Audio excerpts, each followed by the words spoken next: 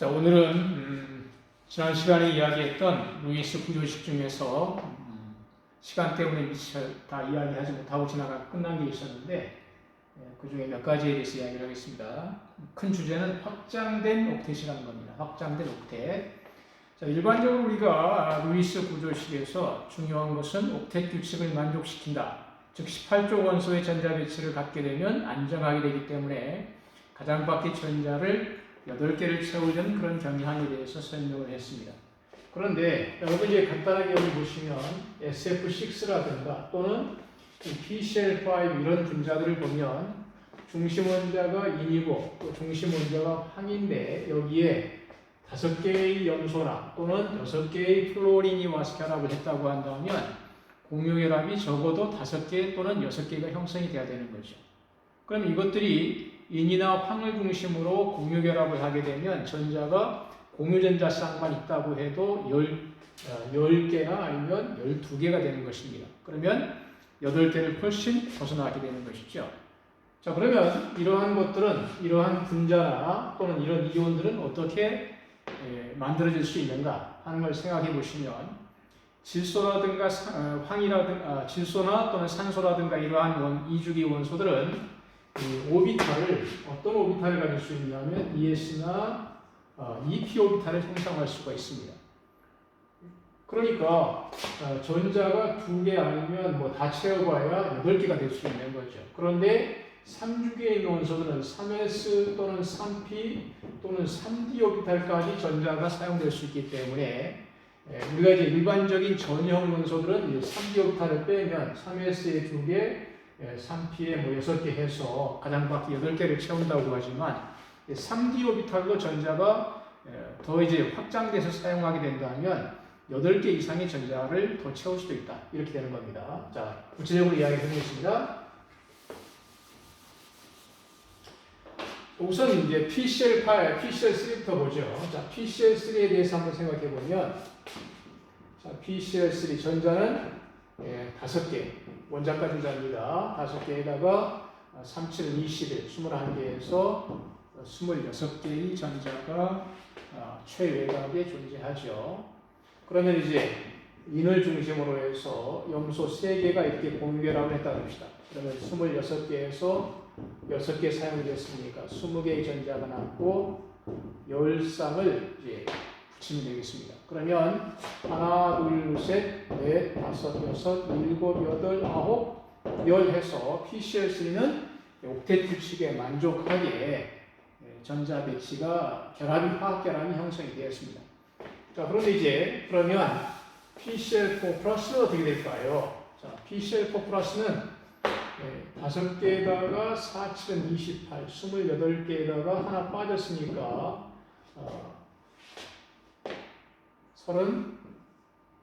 32개의 전자를 갖게 되겠죠? 그러면 이제 P에다가 염소 4개를 일단 붙여보겠습니다. 염소 4개를 붙이고, 자, 그러면 32개에서 8개 사용했으니까, 몇 개 남았죠? 24개 남았나요? 그러면 이제 12쌍을 붙이면 되겠네요. 그죠? 12쌍의 전자쌍을 붙이면 돼요. 그러면 하나, 둘, 셋, 넷, 다섯, 여섯, 일곱, 여덟, 아홉, 11, 12 해서 PCl4 플러스의 XD 구조는 이런 식으로 형성이 되겠습니다. 그러면 PCl5는 어떻게 될 것이냐? 자, PCl5를 보죠. 이놈은 전자가 5개에다가 5, 7은 35 해서 40개의 전자를 갖게 되겠네요. 자, 이를 중심으로 염소를 5개를 이렇게 붙여봅시다. 5개 붙여봅니다. 자, 5개를 붙이면 40개의 전자 중에 10개가 사용됐으니까 30개가 남았고 15쌍을 한번 붙이면 어떻게 되겠어요? 하나, 둘, 셋 해서 3, 50, 15쌍 붙일 수가 있죠? 자, 그러면 이 이는 왜 결합을 지금까지는 다 결합이 4개가 형성이 되면서 공유전자 쌍만 4쌍이 8개를 채우는데 여기는 공유전자 쌍만 5개를 형성하니까 전자가 10개가 쳤죠. 그러면 자, 어떻게 이렇게 될 수가 있는가? 자, 인의 전자를 보면 3주기 15족이니까 가장 밖의 전자가 3s2, 3p3 이렇게 되겠죠? 그러니까 이걸 오비탈로 보았을 때 전자가 2개 있고 3s 오비탈에 3p 오비탈의 전자가 3개 있으니까 홀 전자가 서로 결합에 참여해서 공유결합을 형성한다면 공유결합을 3개밖에 형성할 수가 없는 것이죠. 그런데 지금 결합이 5개 형성됐지 않습니까? 그러면 결합을 5개 형성을 하려면 짝이 없는 전자가 적어도 5개는 있어야 되겠죠? 그러면 5개를 만들 수 있는 방법이 뭔가요? 이 짝을 이루고 있는 전자들이 들떠서 짝을 이루지 않게 되면 홀전자가 5개 생길 수가 있겠죠. 그래서 여기에 이 전자가 이쪽으로 이동하게 되면 하나, 둘, 셋, 넷, 5개의 쌍을 이루지 않은 전자가 있으니까 염소 원자 5개가 와서 공유결합을 5개를 형성할 수가 있습니다. 그러니까 결국은 이 PCl5가 형성될 수 있는 가장 중요한 요소는 이 전자가 이 3d 오비탈을 활용하는, 이 염소 원자가 3d 오비탈을 활용할 수 있는 이러한 여지가 있기 때문에 이런 방법이 가능하다. 이제 이렇게 볼 수가 있겠죠.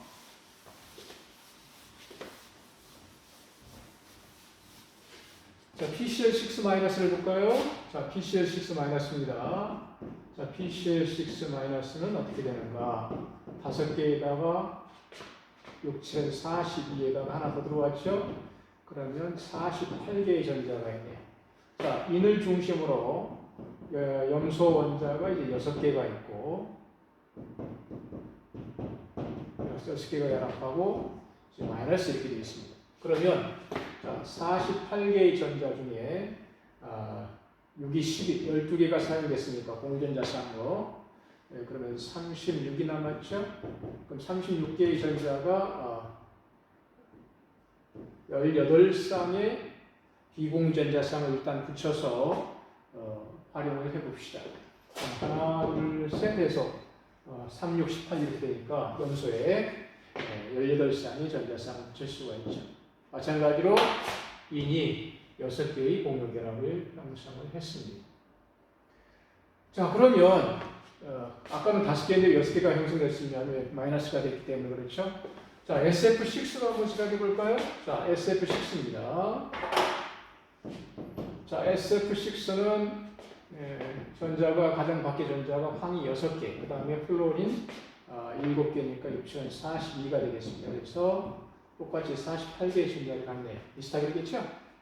그러면 이제 황을 중심으로 플로린이 이렇게 6개가 공유결합을 형성한다고 하면 48개에서 똑같이 6이 12, 12개가 사용돼서 36개가 남았으니까 2로 나눠서 18쌍의 비공전자쌍을 동일하게 하나, 둘, 셋 해서 3, 6, 18에서 SF6는 이런 구조를 갖는다. 이렇게 볼 수 있습니다. 그러면 황도 마찬가지로 한번 생각해 볼까요? 황은 3주기 16쪽이니까 3s2, 3p4의 전자 배치를 갖고 있죠. 그래서 3s에 2개, 3p 오비탈에 하나, 둘, 셋, 4개의 전자를 갖고 있습니다. 그러면 마찬가지로 이것도 공유결합을 이 상태에서 형성을 하려면 짝이 없는 전자, 홀전자가 2개밖에 없으니까 예를 들자면 수소가 와서 여기 수소하고 공유결합을 해가지고 H2S가 형성될 수 있겠죠.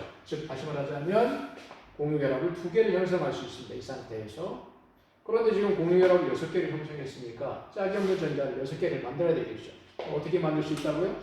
자, 아까 한 것처럼 3d 오비탈을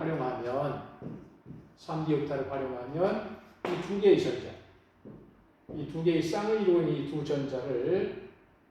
전자를 이쪽으로 들뜨게 되면 짝이 없는 홀전자가 하나, 둘, 셋, 넷, 5, 6개가 되니까 6개의 공유결합을 형성할 수가 있게 되겠죠. 그래서 이렇게 해서 SF6의 형성을 이렇게 이제 설명을 할 수가 있습니다. 자, 그러면 이제 I3-는 여러분이 한번 해보시고 NO3-까지만 한번 제가 해보겠습니다. 자, NO3-에 대해서 한번 생각해 보시면 NO3-. 자, 질소나 산소는 이주기니까 확장된 옥텟을 가질 수가 없겠죠. 그래서 옥텟 주식에 만족하도록 우리가 한번 구조를 생각해 봅시다. 자, 가장 밖의 전자는 질소가 5개, 산소가 6개니까 3, 6, 18에다가 하나 더 들어왔죠. 그래서 24개의 전자가 결합에 참여하거나 또는 비공유 전자쌍으로 활용이 돼야 되겠습니다. 자, 여기서 중심 전자는 질소입니다. 자, 질소를 중심으로 산소 3개를 일단 이렇게 공유 결합을 형성을 했다고 봅시다. 그러면 자, 24개에서 6개 사용됐으니까 전자가 18개가 남았죠. 18개가 남았으니까 9쌍의 비공유 전자쌍을 옥텟을 만족할 수 있도록 한번 붙여봅시다. 자, 9쌍을 붙이면 딱 뭐 금방 보이겠습니다만은 자, 9쌍을 붙였더니 여러분 어떤가요? 자, 이 질소의 전자가 부족하게 되어 있죠. 자, 그러면 옥텟을 만족하려면 결합이 하나, 공유 전자쌍이 하나 부족하니까 옥텟을 만족하려면 결합을 하나 더 늘려보자. 그래서 이 구조를 이제 이렇게 바꾸겠습니다. 자, 이 구조를 하나는 이중결합, 나머지 2개는 단일결합 이렇게 해서 하게 돼. 다시 계산을 해보면 자, 24개에서 8개가 4개가 공결합이니까 8개의 전자가 사용이 됐죠, 결합에. 그래서 8개를 빼면 이제 16개가 남게 되겠고 8쌍을 이제 여기다가 비공유 전자쌍으로 한번 붙여보겠습니다. 그럼 여기 결합이 2개 있으니까 2쌍만 하면 되겠고 여기 3쌍, 여기 3쌍 붙이면 1, 2, 3, 4, 5, 6, 7, 8 자, 8쌍 옥텟 규칙에 만족하도록 그리고 질소도 이미 결합이 공유결합만 4개 형성됐으니까 8개가 이제 가장 밖의 전자가 차지하게 되겠죠. 배치가 됩니다. 그래서 결과적으로 NO3-의 구조는 이런 구조를 갖고 있다. 이렇게 볼 수 있습니다. 자, 그런데 여러분 여기에서도 마찬가지로 만약 이렇다면 우리는 이런 생각을 할 수가 있겠죠. 이중결합 하나하고 단일결합 2개라면 이 2개의 길이는 동일하고 이 길이는 이 두 결합보다 길이가 더 짧아야 될 겁니다. 단결합보다 이중결합, 삼중결합으로 갈수록 같은 원자 사이 결합에서 더 길이가 짧아지겠죠. 그런데 여러분 이 길이가 동등하다고 한다면 우리가 이걸 어떻게 설명해야 되겠습니까? 어떻게 설명하죠? 공명으로 설명해야 되겠죠? 자, 어떻게 공명으로 설명합니까?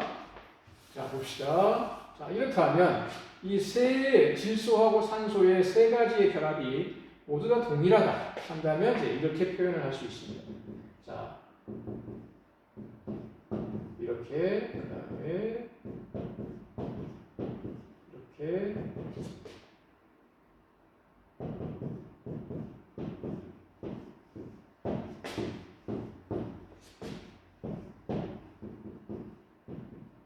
이렇게 표현을 하죠. 네. 마찬가지로 이제 표현하면 비공유전자쌍까지 표현하면 뭐 이렇게 되겠죠. 그래서 이중결합 있는 산소 원자만 2쌍 표현하면 되겠습니다. 이게 나머지는 3쌍으로 이렇게 되겠습니다. 그럼 이제 이렇게 되면 단일결합과 이중결합이 한 번은 단일결합이고 2번은 단일결합이고 한 번은 이중결합이 아닙니다. 이 3가지의 구조가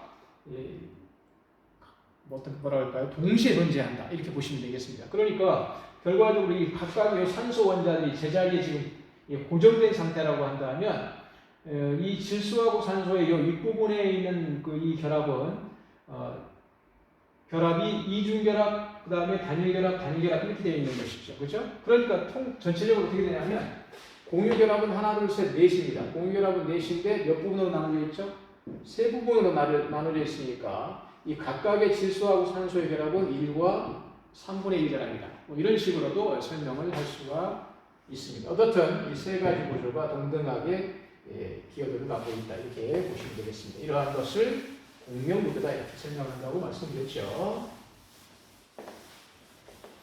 자, 이렇게 해서 루이스 구조식을 그리는 것을 여기서 이제 마치게 되겠고, 교과서에 보시면 그 다음 페이지 27쪽에 공유결합 길이와 결합 엔탈피 이런 제목으로 나와 있습니다. 자,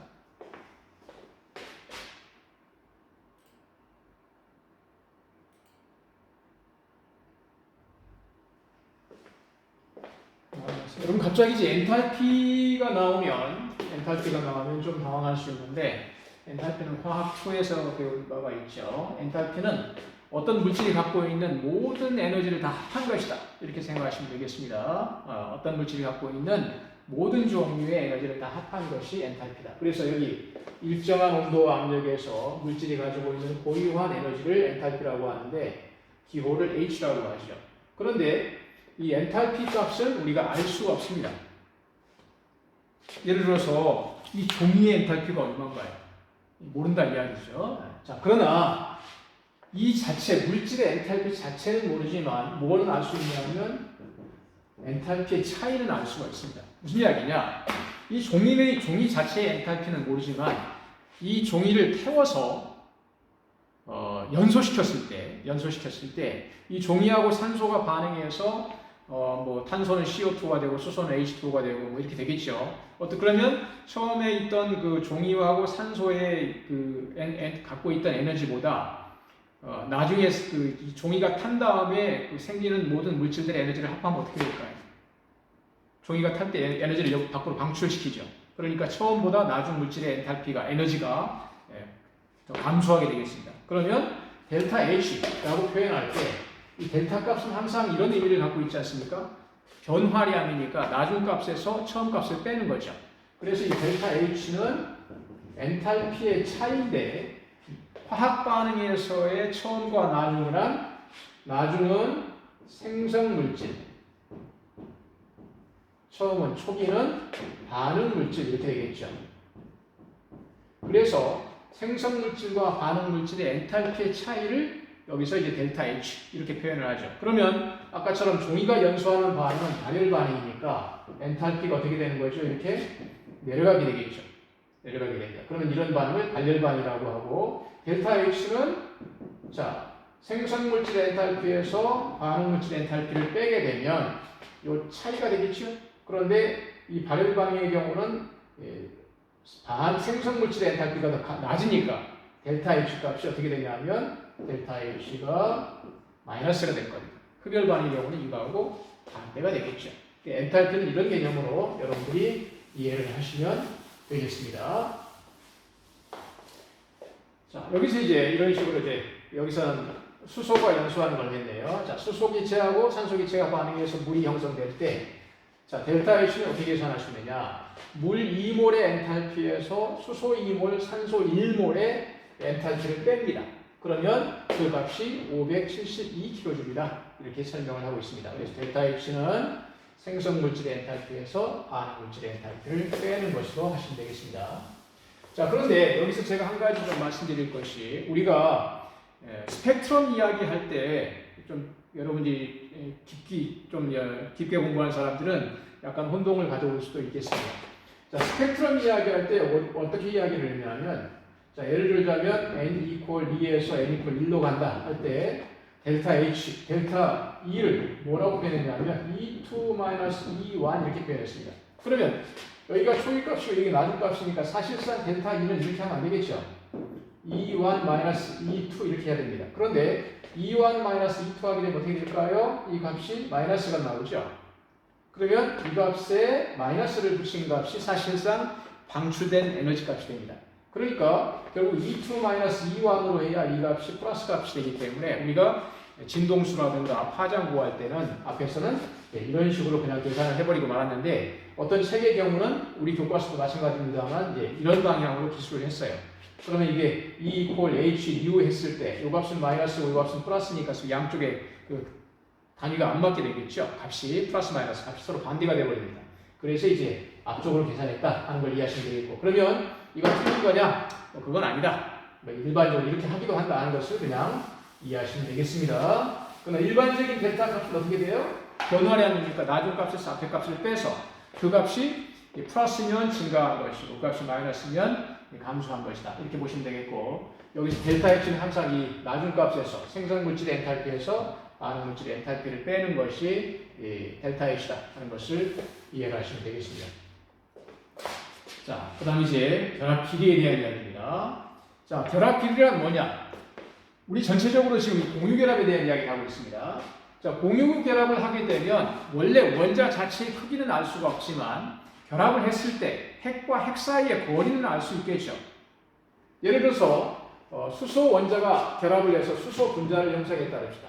그러면 수소 분자가 있으면 양쪽 수소 원자 핵이 있을 거고 이쪽에 원자하고 이쪽에 원자가 이렇게 공유 결합을 형성했습니다. 그러면 이 끝에 경계는 사실상 우리가 이제 오비탈 이론으로 하자면 경계는 정확하게 정할 수 없지만 이 핵과 핵 사이의 거리는 우리가 정할 수가 있겠죠. 이 길이 공유 결합을 형성했을 때의 원자 핵과 핵 사이의 길이를 우리는 뭐라고 이야기를 하냐면 결합 길이 이렇게 이야기를 하고 수소 분자의 결합 길이는 74피코미터가 되겠습니다. 피코는 10의 마이너스 12승입니다. 자, 그리고 이제 결합 엔탈피는 그럼 뭐냐? 자, 결합 엔탈피라고 하는 것은 공유 결합을 이루고 있는 두 원자 사이의 결합을 끊어서 기체 상태의 원자로 만드는 데 필요한 에너지를 결합 엔탈피 이렇게 이야기를 합니다. 예를 들자면 여기 수소의 결합 엔탈피가 지금 436kJmol입니다. 이건 무슨 뜻이냐? 예를 들어서 이게 이제 엔탈피라고 하고 분자가 엔탈피가 더 낮은 상태가 되겠죠? 화학 결합을 하게 되면 안정하게 되는 거니까. 자, 여기가 이제 두 개의 수소 원자를 합시다. 그러면 자, 수소 분자의 공유 결합을 끊어서 두 상태입니다. 기체 상태입니다. 결합을 끊어서 원자 상태로 만드는 데 필요한 에너지. 자, H2를 EH로 만드는 데 필요한 에너지가 얼마냐면 436kJ/mol 이렇게 표현을 하고 있습니다. 이것이 바로 결합 엔탈피가 되는 것입니다. 그러면 이 결합 엔탈피를 통해서 우리는 뭐를 알 수 있을까요? 결합 엔탈피가 크다 작다는 것은 무엇을 뜻하는 것일까요? 만약 어떤 물질의 결합 엔탈피가 436kJ보다 더 크다고 합시다. 그러면 그 결합은 H하고 H 사이의 공유 결합의 결합력보다 더 뜻하는 뜻일까요? 결합을 깨는 에너지가 더 많이 필요하다는 이야기니까 결합이 더 강하다, 단단하다 이렇게 우리가 생각하시면 되겠습니다. 그래서 여기 결합 에너지가 크면 또는 결합 엔탈피가 크면 그 결합이 강하고 안정하며 결합 에너지가 작으면 결합이 약하고 불안정하다라고 이야기를 할 수 있습니다. 그러면 일반적인 결합 엔탈피를 한번 비교해 보시겠습니다. 교과서에서는 표 1-2 28쪽에 그런 내용들이 있으니까 여러분 그 표를 참조하시고서는 이 부분으로 그냥 이야기를 하겠습니다. 자, 여기 보시면 단일결합 탄소 사이의 단일결합, 이중결합, 삼중결합일 때 단일결합은 348, 이중결합은 612, 삼중결합은 837kJ/mol입니다. 즉, 이 결합을 끊는데 단일결합보다 이중결합, 삼중결합으로 갈수록 결합이 더 에너지가 더 많이 필요하다 그런 뜻입니다. 그래서 이 갈수록 길이는 짧아지고 결합을 끊는 데는 에너지가 더 많이 필요합니다. 질소도 마찬가지죠. 자, 단일결합, 이중결합, 삼중결합으로 갈수록 결합을 끊는데 에너지가 많이 필요하게 됩니다. 자, 여기서 HF, HCl, HBr, HI 할로젠 화수소입니다. 자, 여기는 565, 431, 366, 299 이렇게 되죠. 즉, 자, 또 동일한 수소 원자하고 여기 플로린, 그 다음에 염소, 브로민, 그 다음에 아이오딘 이렇게 결합했을 때 이쪽으로 갈수록 결합이 더 쉽게 끊어진다 하는 것을 이 값을 통해서 확인할 수가 있습니다. 자, 그런데 여기 지금 할로젠 F2, 자, 플로린, 그 다음에 Cl2, 그 다음에 Br2, I2로 갈수록 결합을 끊는데 에너지가 어떻게 되느냐 하는 걸 보니까 요 플로린을 빼고 요 세 가지는 242, 193, 151 이 경향과 이 경향이 똑같습니다. 아래로 갈수록 결합 길이가 길어지면서 결합이 더 약해진다 이렇게 볼 수가 있죠. 그런데 플로린과는 좀 다르죠. 자, 이 158kJ/mol은 거의 어디하고 동일하냐면 아이오딘의 결합 에너지하고 결합 엔탈피하고 거의 비슷하니까 이 경향에서 상당히 벗어나 있다. 그리고 상당히 결합력이 약하다 하는 것을 알 수가 있습니다. 자, 그러면 플로린에서는 왜 이런 경향이 나타나는가 하는 것은 우리가 이제 주기율에서 생각해 보았을 때 플로린은 크기가 어떻죠? 반지름이 굉장히 작습니다. 그래서 공유결합을 형성하고 있다고 할지라도 그 공유적 결합을 형성한 상태에서 이 반발력이 원자의 크기가 너무 작으니까 반발력이 크게 작용해가지고 결합력이 좀 약해졌다라고 이야기를 합니다. 그래서 이러한 특이한 현상이 있는 것을 여러분들이 이해를 하시면 되겠습니다. 이제 결합 엔탈피를 통해서 이 공유 결합의 길이 세고 세기를 비교할 수 있다는 것을 여러분들이 아시면 되겠습니다.